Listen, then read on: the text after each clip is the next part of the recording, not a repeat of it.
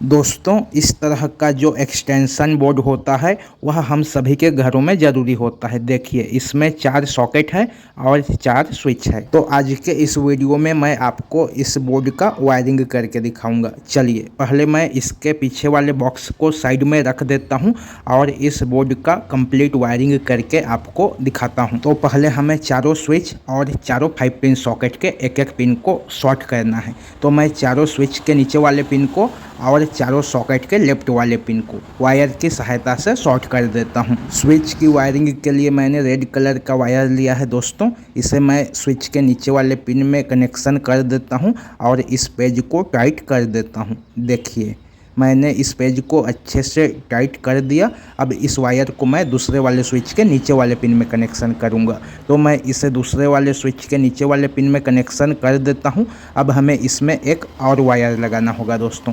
तो मैं इसी वाले पिन में एक और रेड वायर को लगा देता हूं और इस पेज को भी अच्छे से टाइट कर देता हूं। अब यहाँ से जो वायर निकल रहा है उसे हमें तीसरे वाले स्विच के नीचे वाले पिन में लगाना है दोस्तों। तो मैं इस वायर को तीसरे वाले स्विच के नीचे वाले पिन में लगा देता हूं।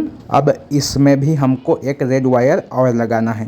तो मैं इसमें इस रेड वायर को लगा देता हूं और इस पेज को भी अच्छे से टाइट कर देता हूं। हमें चारों स्विच के नीचे वाले पिन को वायर की सहायता से शॉर्ट करना है दोस्तों।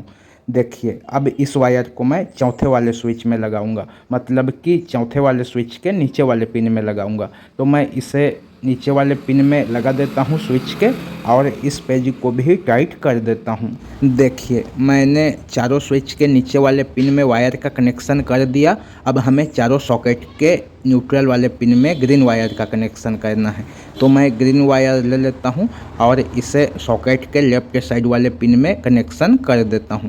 सॉकेट का जो लेफ्ट साइड वाला पिन होता है वह न्यूट्रल का होता है दोस्तों। तो यहाँ पर हमको वायर का कनेक्शन कर देना है।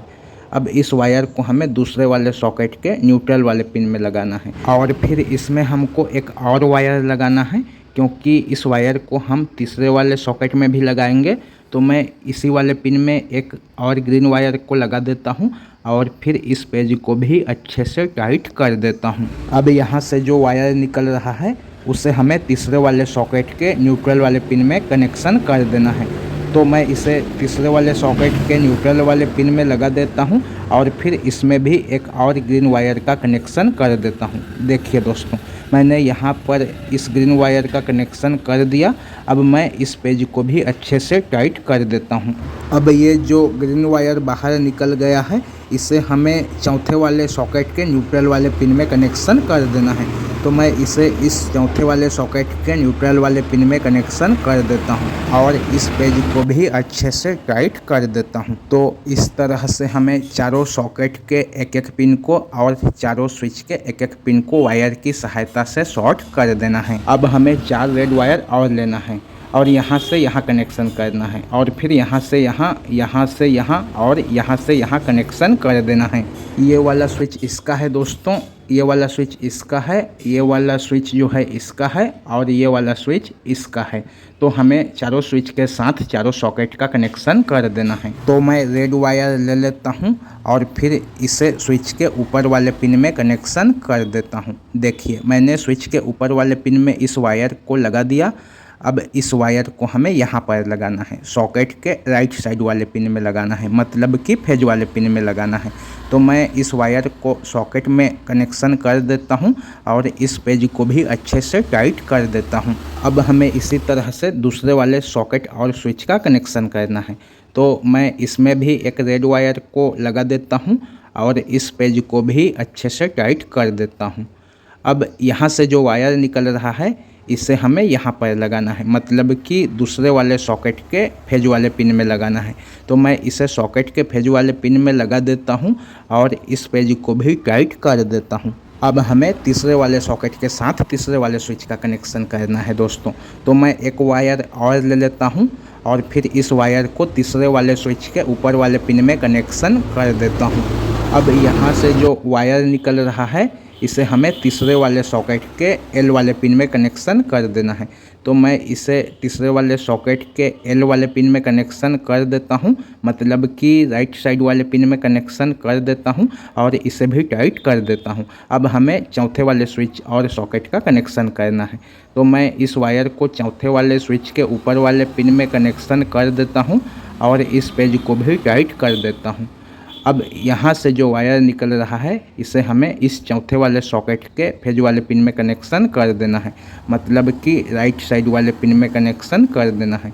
देखिए दोस्तों, मैंने चारों स्विच का कनेक्शन चारों सॉकेट के साथ कर दिया।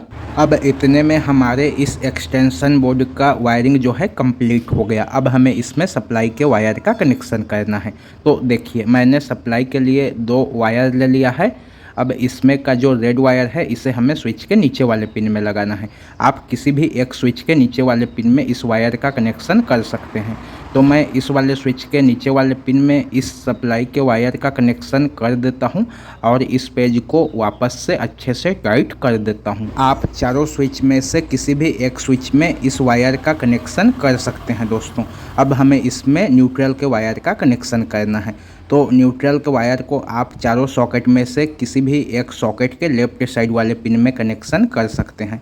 तो मैं इसी वाले सॉकेट के लेफ्ट साइड वाले पिन में इस वायर का कनेक्शन कर देता हूं। देखिए, मैंने इस ग्रीन वायर को सॉकेट के न्यूट्रल वाले पिन में कनेक्शन कर दिया। अब मैं इस पेज को भी अच्छे से टाइट कर देता हूं। अब मैं इसको इसके बॉक्स में फिट कर लेता हूं, फिर आपको दिखाता हूं। देखिए दोस्तों, मैंने इस बोर्ड को इसके बॉक्स में फिट कर लिया। ये 2 वायर इसके सप्लाई का हो गया। इसमें का रेड वायर फेज सप्लाई में जाएगा और ग्रीन वायर जो है न्यूट्रल के सप्लाई में जाएगा।